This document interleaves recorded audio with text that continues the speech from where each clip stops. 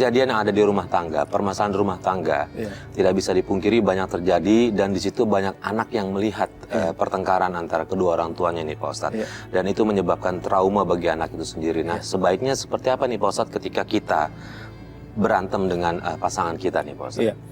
Bismillahirrahmanirrahim. Tadi gambar kita lihat dari tayangan tadi, adegan Raka tadi yang menggambarkan bagaimana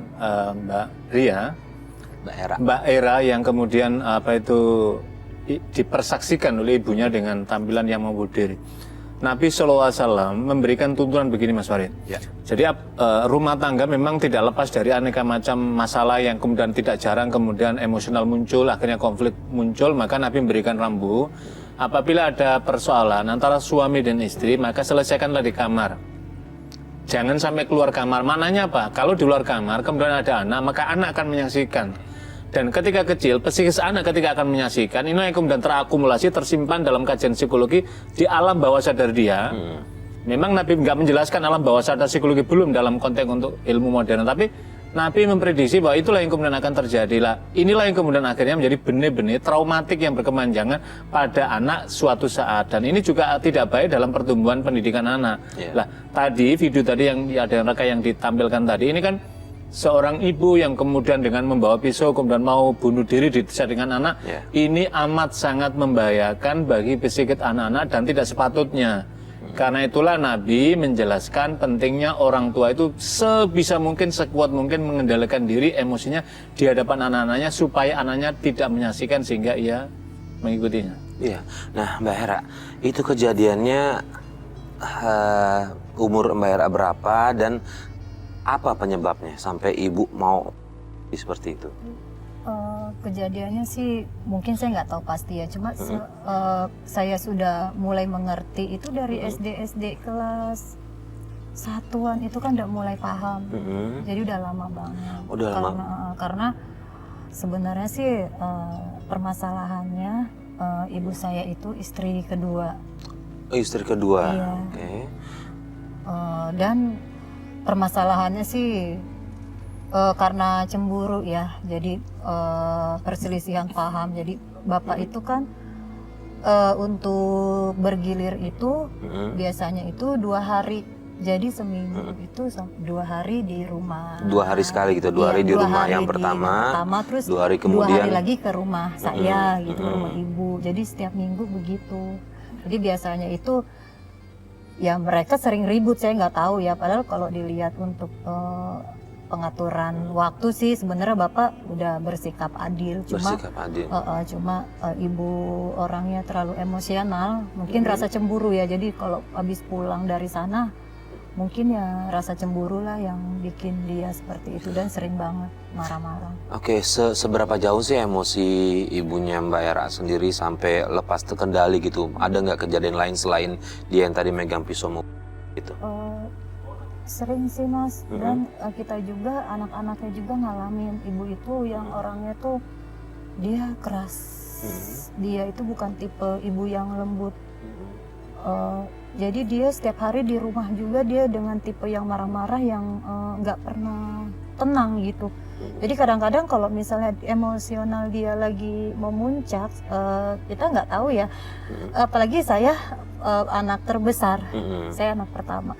Jadi saya yang mengalami banget kemarahan ibu tuh adanya di saya. Jadi nggak tahu kenapa dia sering marah-marah, terus sering pukul gitu. Ya Allah, dilampiaskan ke Mbak Era. Iya, sampai pernah ya yang ya pokoknya benda-benda semua udah ada gitu. Sampai pernah dia megang, saya suruh ke warung beli es batu gitu kan yang besar. Dan dia lempar aja sampai untungnya cuma kena ini, jadi ini yang benjol. Ya Allah, ya Rabbi. Pak Ustadz, ini selalu anak pasti Pak Ustadz yang terkena dampak ini dari perselisihan antara suami dan istri Pak Ustadz. Ini kan praktek poligami. Memang poligami itu ada prakteknya pada zaman Nabi dan Nabi melakukannya. Tetapi Nabi itu kan manusia yang dikenal sebagai adil, orang yang adil di kalangan para sahabat. Sampai Nabi mengatakan, ada ke orang yang lebih adil dariku, maka semua sahabat dia, maknanya hanya Nabi SAW. Ini ada kasus ketika Nabi misalkan ikut bersama rombongan orang Madinah dan tidak ikut ke Mekah misalkan waktu itu. Lah kaitan dengan poligami, inilah saya kira bagi para keluarga muslim yang sudah melakukan praktek poligami kepada istrinya, maka istrinya antar istri ini perlu diperkenalkan. Antar istri dengan suami tadi, para istri dengan suami tadi perlu membangun kesepahaman.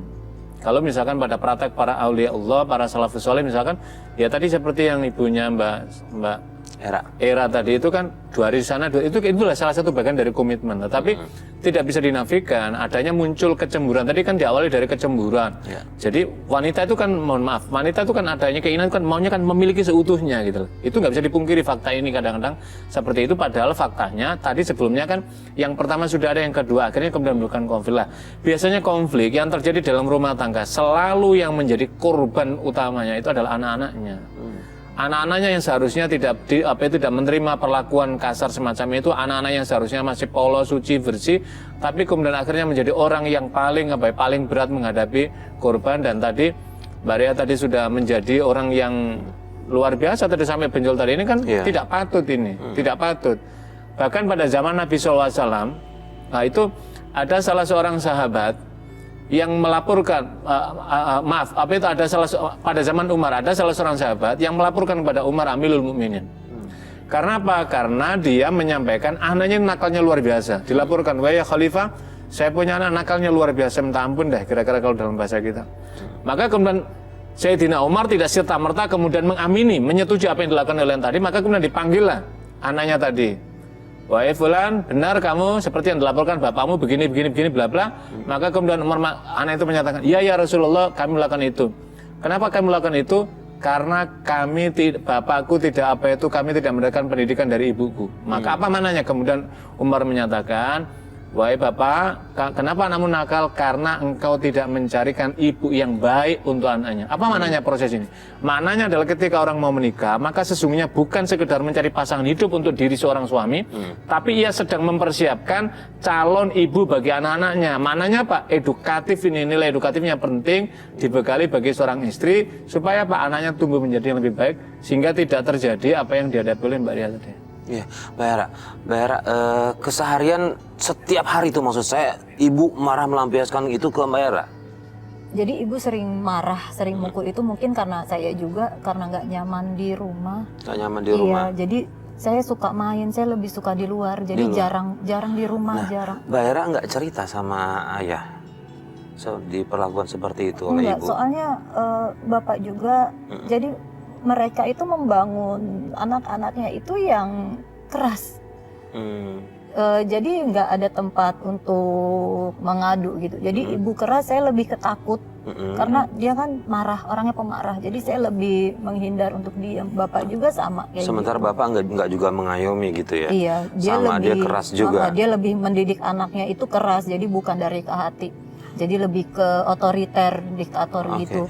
Jadi Mbak Hera mencari kenyamanan itu keluar? Iya, jadi dulu itu saya akhirnya sekolah itu setiap pulang sekolah nggak nyaman, takut pulang. Jadi sering cari-cari alasan kan, les dulu, belajar dulu. Ya itu yang sering bikin ibu kesel, mungkin karena itu sayanya juga karena jadi males di rumah, jarang di rumah. Jadi kalau udah dipukul itu malah saya biasanya malah kabur ke rumah temen. Itu di usia berapa udah mulai sering berani keluar? Saya udah mulai berani kabur itu pas SMP. Pas SMP udah berani kabur. Jadi kalau ibu udah marah, udah mukul, saya kabur. Saya nginep di rumah temen. Oke, saya dengar katanya begitu kabur sempat kenal deket sama pria yang lebih tua ya, betul ya? Iya Mas. Nah itu ketemunya di mana? Ya jadi kan saya sering main. Akhirnya di luar itu saya kenal sama laki-laki yang usianya di atas saya. Ya karena kondisi keluarga seperti itu dan dia lebih dewasa. Saya pikir dia lebih perhatian, lebih bisa untuk berbagi. Dia orangnya baik. Artinya sosok yang Mbak Hera butuhkan, kasih sayang dari orang tua, dapatnya dari dia gitu intinya. Iya. Dan akhirnya mungkin karena saya banyak di luar, saya nggak paham. Di perkenalan lama-lama dia suka ngajak ke ruangan lah gitu, kayak